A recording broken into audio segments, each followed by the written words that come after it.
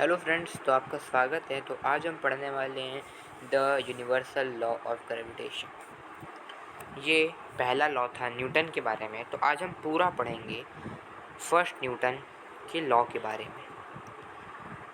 तो मैंने इधर पूरा अच्छे से डायग्राम भी बना दिया है कि आपको आपकी जो अंडरस्टैंडिंग है वो बेटर आपको लगे, आपको कंटेंट बड़ा अच्छा मिलेगा। तो चलिए शुरू करते हैं। तो देखो, न्यूटन का फर्स्ट लॉ कहता था कि दुनिया में कोई भी बॉडी दूसरे बॉडी को अट्रैक्ट कर रही है। दुनिया में कोई भी बॉडी दूसरी बॉडी को अट्रैक्ट कर रही है। जैसे कि मैंने इधर मास 1 लिया है और मास 2 एक बॉडी का नाम रखा है। तो जो मास 1 है वो मास 2 को अट्रैक्ट कर रही है और जो मास 2 है वो मास 1 को अट्रैक्ट कर रही है। ठीक है, ऐसे ही जो धरती है वो हमें अट्रैक्ट कर रही है और हम धरती को भी अट्रैक्ट कर रहे हैं। तो क्वेश्चन आता है, जब हम ऊपर कूदते हैं तो हम तो नीचे आ जाते हैं, लेकिन धरती हमारे पास क्यों नहीं आती है? हम तो भाई उसे भी अट्रैक्ट कर रहे हैं। इसका आंसर बस ये है कि जिसका ज़्यादा मास होता है उसकी उतनी ग्रेविटेशनल फोर्स भी ज़्यादा होती है। तो धरती का मास हमसे लाख गुना ज़्यादा है, तो वो हम इसलिए हम उसके पास अट्रैक्ट होते हैं, वो हमारे पास अट्रैक्ट नहीं होती है। सिंपल सा यही था रीज़न, और इसी को बहुत लोग कॉम्प्लिकेटेड बना देते हैं। तो आइए मैं अपने फिगर में बताता हूँ। तो अब गौर करिएगा, मास 1 का वेट है 50 kg, मास 2 का वेट है 35 kg। तो मैंने थोड़ा इसके पहले बताया था कि जिसका मास ज़्यादा होता है उसकी ग्रेविटेशनल फोर्स भी ज़्यादा होती है। तो मास 2 है वो मास 1 के पास खींचता चले आएगा, क्योंकि फोर्स 2 है जो उसे खींच रही है। फोर्स 2 ग्रेविटेशनल फोर्स वो फोर्स 1 से ज़्यादा होगी क्योंकि उसका मास ज़्यादा है ना। मास 1 का मास देखो 50 kg। बस यही था। अब इतना आपका सब क्लियर हो गया होगा। अब जो जो मैंने बताया है उसने वो न्यूटन जी ने भी वही लिखा है। तो अभी थोड़ा मैंने हिंदी में बताया, उसको इंग्लिश में देख लेते हैं। तो Newton's law of gravitation states that every object in the universe attract every other object. मतलब कि दुनिया में कोई या यूनिवर्स में कोई भी ऑब्जेक्ट वो दूसरी बॉडी को अट्रैक्ट कर रही है बाय अ फोर्स। जैसे यहाँ मास 1 मास 2 को फोर्स 2 से अट्रैक्ट कर रही है, लेकिन वो फोर्स कोई फोर्स नहीं, उसका फोर्स का नाम है ग्रेविटेशनल फोर्स। ठीक है, अब वो जो फोर्स है वो डायरेक्टली प्रोपोर्शनल है उसके प्रोडक्ट ऑफ देयर मासेस के। देखेंगे उसको भी, अब हम देखने वाले हैं। जो क्या मैंने बोला, क्या कि जो फोर्स है वो डायरेक्टली प्रोपोर्शनल है to the product of their masses and inversely proportional to the square of the distance between them. और वो इन्वर्सली प्रोपोर्शनल है उसके डिस्टेंस से, उसके जो डिस्टेंस से वो इन्वर्सली प्रोपोर्शनल है। ठीक है, इतना हमें समझ आ गया। अब लेकिन हमें ये नहीं समझ आ रहा है कि ये इन्वर्सली प्रोपोर्शनल क्या है और डायरेक्टली प्रोपोर्शनल क्या है। तो चलिए मैं आपको दूसरी स्लाइड में लेके चलता हूँ आपके बेटर अंडरस्टैंडिंग के लिए। हाँ, तो देखिएगा, बोला जा रहा था कि जो फोर्स है ना, जो फोर्स है वो डायरेक्टली प्रोपोर्शनल है किससे? वो डायरेक्टली प्रोपोर्शनल है to the product of their masses. तो मैं आप जो ये फिगर मैं आपको दिखाया हूँ, क्या समझ आ रहा है इस फिगर से? कि जो फोर्स का नाम मैंने रखा फोर्स 1 और फोर्स 2, आप देख सकते हैं, है ना। वो फोर्स डायरेक्टली प्रोपोर्शनल है मास 1 और मास 2 से। सिंपल सा यही था क्या, कि जो ये फोर्स है ना वो डायरेक्टली प्रोपोर्शनल है मास 1 और मास 2 से। यही फंडा है, यही चीज़ थी। और बोला कि वो इन्वर्सली प्रोपोर्शनल है उसके डिस्टेंस से। अब देखो डिस्टेंस यहाँ से लेकर यहाँ तक की जो डिस्टेंस है, यहाँ तक की मतलब ये इधर से लेके इधर तक की जो मास 1 से लेकर मास 2 का जो ये डिस्टेंस है वो इन्वर्सली प्रोपोर्शनल है किसके? फोर्स के। यही था क्या, वो इन्वर्सली प्रोपोर्शनल है ना। वो इन्वर्सली प्रोपोर्शनल है किसके? डिस्टेंस के। यही इसका मतलब है कि वो इन्वर्सली प्रोपोर्शनल है 1 बाय डिस्टेंस, क्योंकि भाई इन्वर्सली प्रोपोर्शनल का तो उसी का वाई मतलब होता है। अब लेकिन अब एक चीज़ आता है ना कि बहुत लोग वो डिस्टेंस लिखते हैं और बहुत लोग रेडियस लिखते हैं, तो उसके बारे में भी हम बात करेंगे। अभी तक मेरे को उम्मीद है कि आपको सब चीज़ क्लियर फंडा आ गया होगा।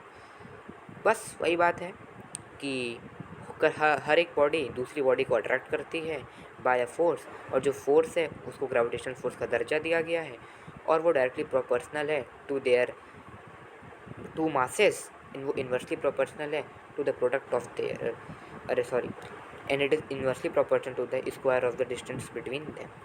ओके, अब देखो, अब मैं बताने वाला हूँ कि जो ये चीज़ है, मैं आपके सामने एक सेकेंड, जो ये चीज़ है ये फॉर्मूला बन गया डिराइव करके। क्या था फॉर्मूला, आइए देखते हैं। मैंने आपको बताया था कि एक सेकंड, पेन सेलेक्ट करने दीजिए मेरे को, एक सेकंड। हाँ देखो, मैंने आपको बताया था कि जो ये फोर्स है ना, वो डायरेक्टली प्रोपोर्शनल है मास 1 और मास 2 के। मैंने बताया था, और ये ज्वेलजी भी कहता है। और मैंने आपको ये भी बताया था कि जो ये फोर्स है वो इन्वर्सली प्रोपोर्शनल उसके डिस्टेंस के, क्या उसके डिस्टेंस या रेडियस से। उसके मैं यहाँ रेडियस भी लिख सकता हूँ और मैं इधर डिस्टेंस भी लिख सकता हूँ। अब रेडियस डिस्टेंस का क्या फंडा आया, आइए देखते हैं। ये भी कुछ नहीं है, मैं आपको दिखा देता हूँ। देखो, जैसे कि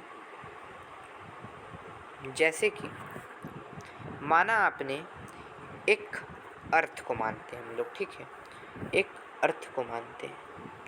ये पहला मान लिया, एक पहला केस, और दूसरा केस ये दूसरा केस, ठीक है, ये दूसरा केस हो गया। अब देखो, ये क्या है, अर्थ, ठीक है, ये क्या है, अर्थ। पहले हम बात करते हैं डिस्टेंस क्या होता है। मान लो यहाँ एक ऑब्जेक्ट है, ऑब्जेक्ट का नाम रख देते हैं, चलो मून है ये, ठीक है, ये मून है, ये अर्थ। अगर कोई भी ऑब्जेक्ट अर्थ की सरफेस, ये जो बॉर्डर हो ना, जो मैं रेड से बना रहा हूँ, वही तो अर्थ का सरफेस से लाख गुना दूर हो, लाख नहीं कह रहा हूँ, दूर हो, लेकिन दूर हो, बहुत दूर हो, ठीक है, तो उधर हम यूज़ करेंगे डी का हमेशा। क्या कि अगर कोई भी ऑब्जेक्ट अर्थ की सरफेस से दूर हो, तो बहुत दूर हो, मतलब अब मैं रेडियस के बारे में बताता हूँ। अगर दूर हो ना, तो हम यूज़ करेंगे डी का। अब हम बोलोगे भैया ये रेडियस कब यूज़ करेंगे। देखो, रेडियस यूज़ करेंगे तब अगर मैं एक इधर बनाता हूँ, एक सेकंड वेट करिएगा आप लोग। मैं ये बनाता हूँ, चलिए आइए।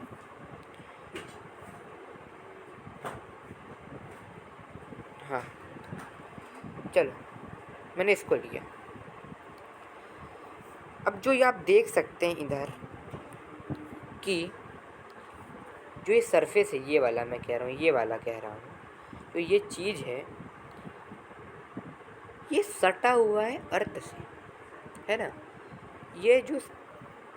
ये अर्थ के सरफेस से सटा हुआ है। अब सटे होने का मतलब एकदम पास है। जहाँ भी नियर आ गया भैया, जहाँ भी पास आ गया, वहाँ हम यूज़ करते हैं रेडियस का।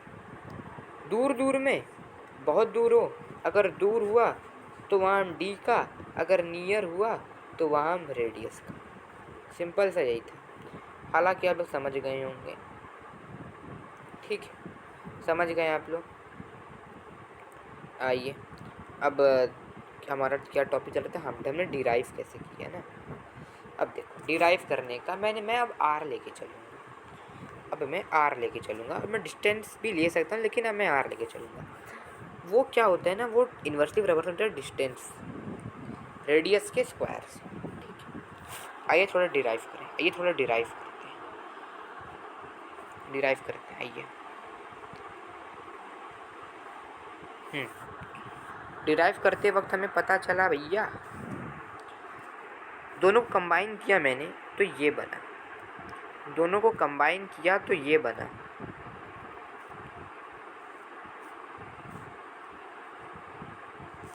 ये बना। अब ये बना, फिजिक्स की नियम कहती है, फिजिक्स का नियम कहता है कि अगर मेरे को ये प्रोपोर्शनल का साइन हटाना है ना, तो मुझे एक कांस्टेंट को मल्टीप्लाई करना पड़ेगा, एक कांस्टेंट वैल्यू को मल्टीप्लाई करना पड़ेगा। ये कहते हैं फिजिक्स का नियम, और ये मतलब ये मैथ से डिराइव हुआ। तो आइए देखते हैं यहाँ कौन सा कांस्टेंट चीज़ मल्टीप्लाई होगा भाई। आइए देखें, तो ये मैं डायरेक्टली हटाया, इक्वल आया जी। अब बताऊंगा जी क्या है, लेकिन वो मैं नेक्स्ट वीडियो में बताऊंगा, थोड़ा होना है, ज़्यादा टाइम खींच लेगा। F = G m1/m2/r² आ गया, ये आ गया, न्यू फार्मूला डिराइव हो गया, न्यू फार्मूला डिराइव हो गया। समझ आया, न्यू फार्मूला डिराइव हो गया भाई।